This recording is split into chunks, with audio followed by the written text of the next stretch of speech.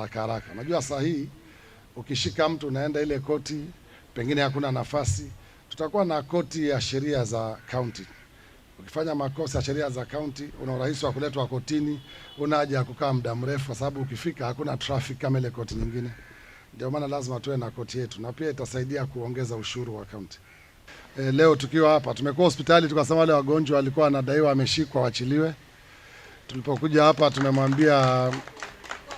tumemwambia pia hapa mwenye kiti na maofisa wale wa enforcement wa county, zile pikipiki walishika hapa Malindi, kila mahali kwa county zote ziwachiliwe zipewe wenyewe.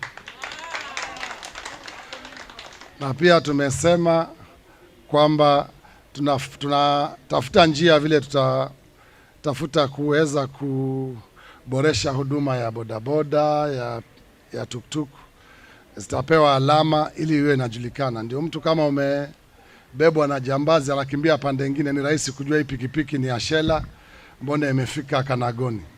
Tukiona kama hawajapata utatuzi, tutaingilia kati, tuweke timu ambayo itaangalia pia isawazishwe. Umuhimu tu ni kwamba nafikiri fujo kubwa nimeambiwa ni kwamba watu wengine wanataka kupaki barabarani, wengine wanataka kupaki kwa stage. Lakini nimeambiwa inatatuliwa, si ndio? Mmesema yuko mkutano unaendelea. Yes. Kwa hivyo inaendelea kutatuliwa tu. Itaisha kwa uzuri na hakika. Kama hiyo ndio mipango ambayo kaunti wako nayo, waite public participation, watuite sote kama wahusika, tukae chini, tuzungumze, tuwafikiane kwa kauli moja. Lakini iwapo itakaa komiti ya municipality, Malindi municipality, na walete maamuzi, sheria ambazo hawakutuhusisha sisi huku barabarani, basi itakuwa ni moja wapo ya mbinu ya kutugonganisha. Nalo swala hili ni swala la kuhusiana na ushuru wa county, namna unakavyofanywa.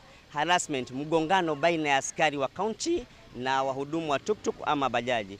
Hili swala ningemuomba Bwana Mung'Aro, kwa sasa hivi kuna barua ambayo iko kwenye ofisi yake ambayo tumepeleka tukiomba kukutana na yeye.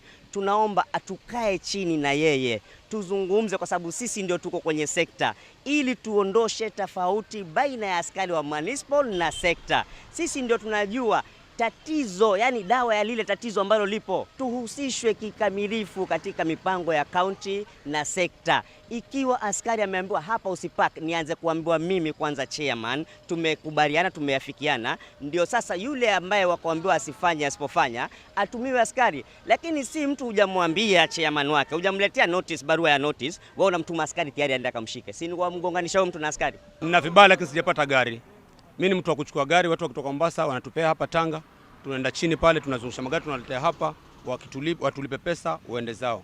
So kitu ambacho tunataka tuongelee hapa bana ni pale mahali tunabebea masee. Sasa hii hatuwezi fanya kazi. Ukisimamisha gari, manispaa wanaingia ndani, wanakuja wanaingia, hata abiria pia waanguka wakati mwingine. Unaelewa? Hawana kazi nyingine wanafanya, sasa ni kutufuata sisi.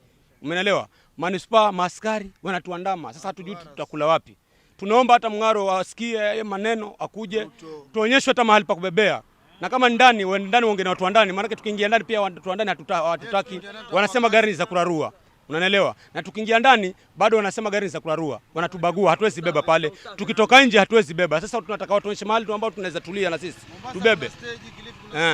Maana ukiangalia Kilifi pia washapangiwa mahali wanabeba na hakuna shida. Mombasa vile vile. Lakini sisi bado hatujapangiwa bado. Na sisi ni hakuna town ambayo haina magari za kurarua. Kila town ukiingia unabeba unaenda. Lakini tunashangaa na hapa kwa vipi? Sasa unaweza sasa kwa mfano sasa hii ushikwe uko ndani. Mtu kama sasa ukinishika ukineka ndani na sina pesa kujitolea, nitafanya nini?